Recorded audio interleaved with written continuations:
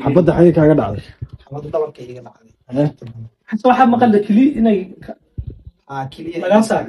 كلي ميت أيام ولكن كم قنتها وأنا هالكلي واحد أكون جوكت كلي ميت أنا إيفي muuqaalkan inta kaga muuqdo inta aan idin fasixin waxa idinka codsanayaa in aad muuqaalkan meel dheer ah aad u gaarsiisaan waxa laga yaabaa intaasba ilaahay inuu mataqaana ajir iyo xasanaad ma kugu siiyo sababtoo ah xasan waa nin dhalinyaro ah 20 jir ah sariir saaran muddo 4 sano ah kaasi oo ku dhaawacmay ama xubnihiisa ku waayay ugu muhiimsanaa xabad laga soo riday qori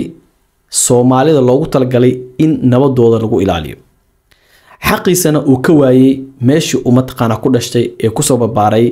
kadib markii wax badan la soo marsiiyay marka waxaan rabaa in aan mataqaana qisadiisa intaanan gudagelin ama ay idin soo gudbininba fariimaha idinkaga wado Xasan muuqaalkan in aad u sheer gareysaan waxa laga yaabaa inuu gaaro xubno kamid ah dawladda waxa laga yaabaa inuu gaaro dad samafalayaal ah waxa laga yaabaa dad qayrka jecel oo rabaan in lacag baxsan sadaqa baxsan adigana hadda aad baxsan karin lacag ama aad u awoodinba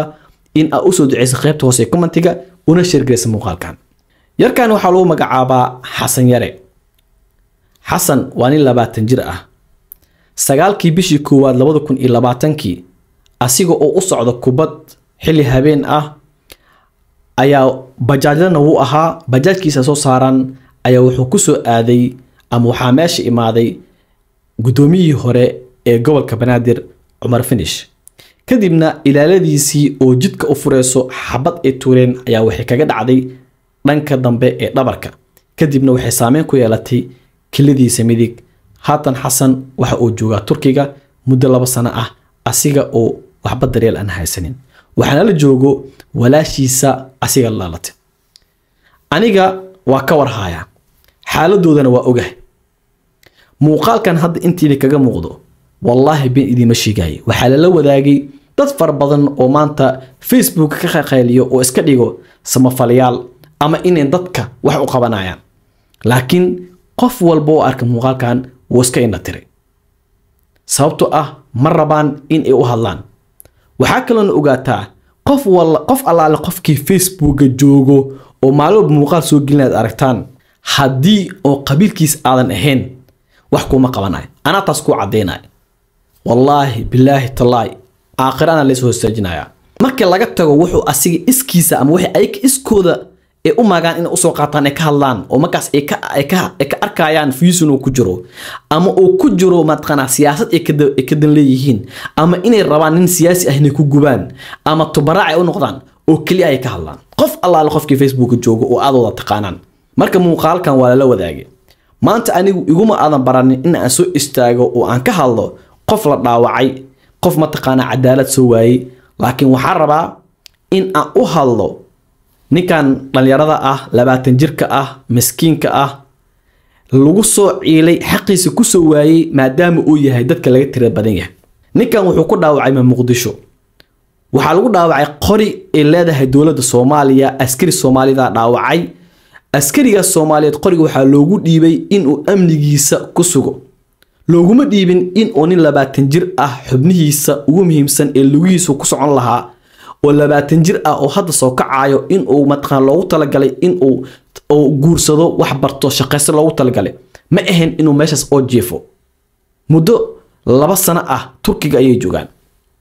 gabar walaashiis ah ayaa la joogto Faadimo Mukhtar waa idin soo gelin doonaa kontaktigeeda iyo meesha ka leesiin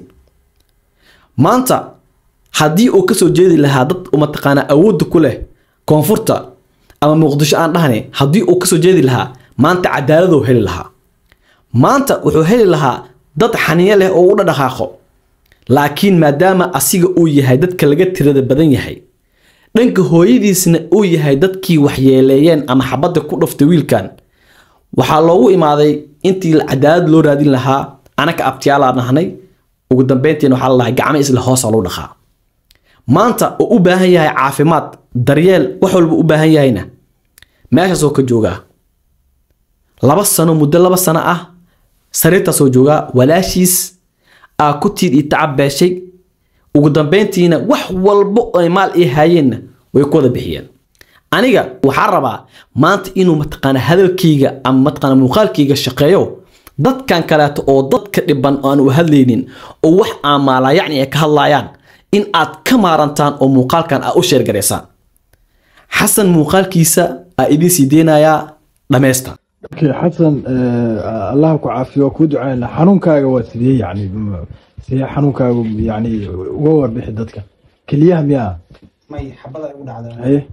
xabada ay u dhacday marka saas waa xabadaas aan haafiga dhigtay bareelis ay dhigtay lugaha ma shaqaynayaan may waa dhum shaqaynayaan Bareelis xabada xagee kaaga dhacday xabada dhabarka iga dhacday xasan waxaa maqan kili inay kiliya laga saaro kilida midigta ay maqan way kaa maqan tahay waa hal kili waxaa ku joogta kilida la iifiyo midigta ay maqan tahay dhaawaca imisa qabtaa imisa هذه تقريبا 4 سنوات turkiga imisa joogta تركيا waxaa jooga sanadii bar xasan xaq uma u lahayn in uu dhaawacmo kadibna dowlad daaweyso oo waayo asagoo weliba dowladda gacanteeda ku dhaawacma ama askari dowladda mushaar ka qaato oo dharkeeda wato inuu mataqaana dhaawaco kadibna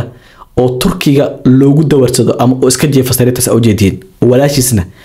ee mataqaana ay ku tiiri tacabeesho laakiin ma ahan in mataqaana qof dhalinyaro ah oo 20 jir ah maanta oo shaqaysan lahaa oo guursan lahaa oo wax qabsan lahaa in oo sariir iska jeefo ninkii uu dhaawacayna ama ninkii wax ku dhuftayna oo iska jeefo iska baashaala iska qoslay oo jaaniska loo siisiina inuu dad kale si dhibaateeyo la difaacayo gadaal la gashanayo odayaal oo mataqaana isheeg oo fajistayaal ah ee gadaal marsanaya marka muuqaalkan waxa idinka codsanayaa in ninkan xasan in kiiskiisa meel walba aad gaarsiisaan dib loogu soo furo oo xasanne haddii aad rabtid inaad caawisid lambarka geeskan saaran ama taqaana isheeg aad kala xiriiri kartaa familkiisa ama walaashiisa magaceedu saddexana ku qoran walaashiisa aad kala xiriiri kartaa dadkana geemka iyo balaayada aad u dheelaysiinna ninkaas idinkaga baahan ninkan ay idinkaga baahan maanta hadaa kushin aad leedahay u dirtid ninkaas wax ay u taraysaa sababtoo ah waa nin mataqaan 20 jir ah walaashiisu 40 jir ah saxradii kaada ka qaato oo mataqaana ka dhaqdo xaq uma lahayn walaashiisu 40 jir ah iyo asigoo 20 jir ah in ay mataqaana ishig ee meel ay wada kulmaan ay mataqaana ishig wada walaada walaashiis dan leedahay ilmay ka soo tagtay ilmo ma haysato waxay Soomaaliya u soo tagtay ilmaheeda asiga meesha soo mataqaana ku deecan yahay wax ay hayaan malaha marka dowladda Soomaaliya kiiskan waxba ha ka qabato ninkii oo ninkaas u galan ha loo soo xukumo حتى هدي وحكا لو سمينين إن ديها لو قاعدو نكاس وحي كوبحين هلا وقاعدو سوماليا هذه كان متقن هلا عاويو سي متقن كان فيسبوك جوجو وفجستياشة أوغا مارنو والسلام عليكم ورحمة الله وبركاته